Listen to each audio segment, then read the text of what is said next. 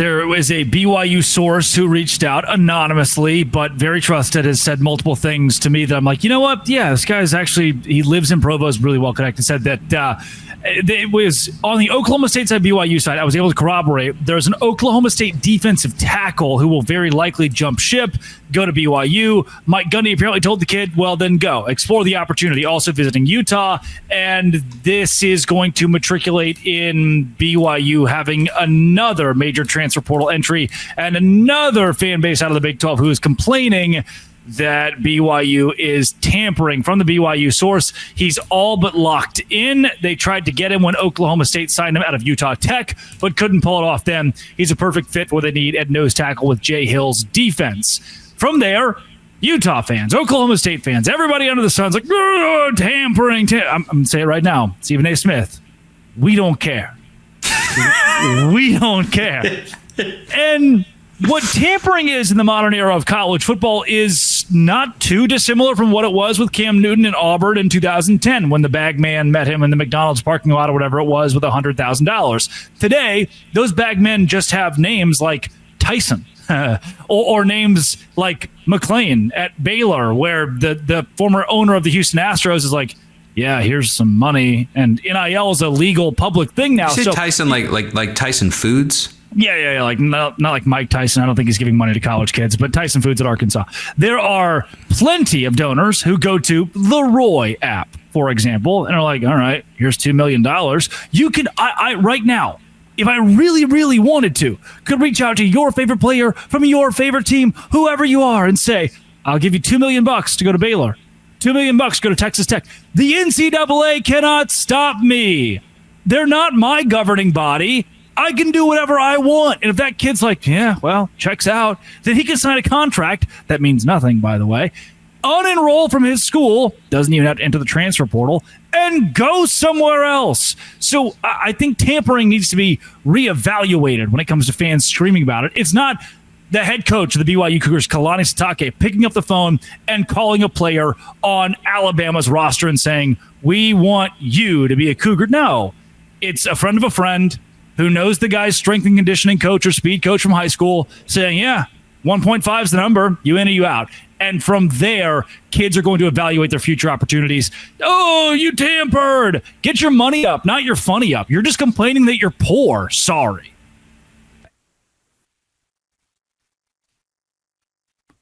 Today's show is brought to you by Supply House. Why is it brought to you by Supply House? It's because I just bought a house a couple of months ago, and it's a bit of a fixer-upper. So where do I go to get all my fixer-upper-ish stuff? Supply House. And I save a ton of money. Plumbing, electric, HVAC. I want to have a recess light in the kitchen. Supply House.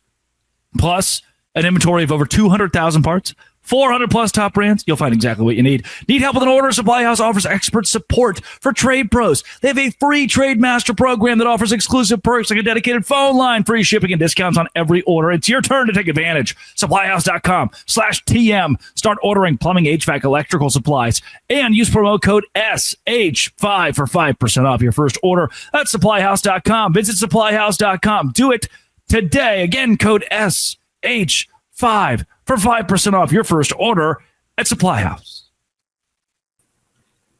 Wow. That was heated.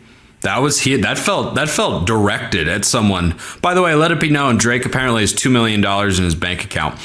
I look at this whole issue, and tampering, by the way, is just the most overused word. I think I heard the Inside the NBA guys a while back talk about this with regards to the NBA free agent cycle, that like Paul George had been tampered with. And I think it was Chuck who said, like, what in the world are we talking about? Yeah. What, he sent him a text asking, are you interested in coming here? Like, is that what we're doing? What's the window of availability? Yeah, okay. Are we actually going to operate in a world where a coach, anyone, a player can only reach out to a player on another team if that player is officially in the portal and it's all processed? I know of a coach who's been suspended for a game because of a situation in which a text was sent before a kid's, like paperwork went through, basically. But he was going to go in the portal. And it's like, guys, what are we what are we even doing here? What problem are you trying to solve? Like that's what I come back to. What problem are you trying to solve, Drake? Would you say a 19-year-old college wide receiver is an adult? Legally speaking, For sure. yes. Do I view him that way? No. Yeah, we say kid a lot. Do you think that a 49-year-old head coach of the Kansas Jayhawks is an adult? 100%. Absolutely. So Jeff Long was the athletic director at the University of Arkansas. He hired Bobby Petrino there, right? And everybody knows how that went and the John L. Smith. It was bad. Well, in the middle of that, during those coaching searches, he got continual phone calls from Les Miles, who was at LSU at the time. The reason being Miles, who, whether he was loyal or not to LSU, Miles wanted more money. He was shopping jobs. Why? Because he was an adult who cared about his future, his family, and money. So he would call Jeff Long. Long would say, we're in active conversations with Les Miles. LSU would pay him more money. But the 19-year-old, the younger, less experienced, more immature kid who probably needs the money a whole lot more than Les Miles can't do that, because at that point, they are like, this is the difference in me working for KPMG or Deloitte. Oh, you weren't loyal to Deloitte. KPMG offered you $2 million more and you took it. Ooh, I'm mad. Why? Rework in your brain how you're viewing these players. They're not your little puppets to play around with and root for on Saturdays at your school. They are business people now. They are paid employees of these programs. And if you can't accept that and you get ticked off and up in arms over tampering, then college football is going to be a miserable experience for you. Yeah, I'm in that particular camp. And look, there is a more mercenary element to the way college football players act nowadays. And I've adjusted to it because it's just the way that it is. And I work in this space. It's not going anywhere. Sure. I do empathize with particularly the more old school fans, of which there are plenty at colleges and universities, graduated in the 90s, 80s, or early 2000s, who have become accustomed to their entire lives playing college sports, meaning something beyond the dollars. I just think that was never a sustainable model.